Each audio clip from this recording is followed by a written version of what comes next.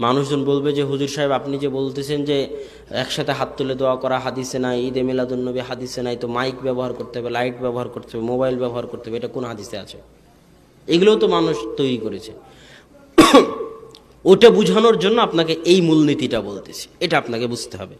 সেটা কি, দুনিয়াবি জীবনে আল্লাহ এবং আল্লাহ রাসূল যা নিষেধ করে গেছে তা বাদ দিয়ে কিয়ামত পর্যন্ত যা হবে সবই কি, জোরে বলেন, সবই কি হালাল। সন্দেহ হচ্ছে নাকি আপনাদের?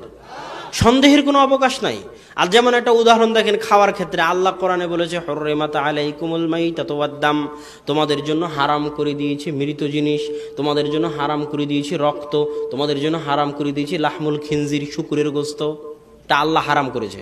এবার আল্লাহ রাসূল হাদিসে হারাম করতেছে, তোমাদের জন্য হারাম করে দিলাম যিনাবিন, প্রত্যেক যে প্রাণী যার শিকারী দাঁত আছে, প্রত্যেক যে প্রাণীর শিকারী দাঁত আছে ওই প্রাণী খাওয়া তোমাদের জন্য হারাম।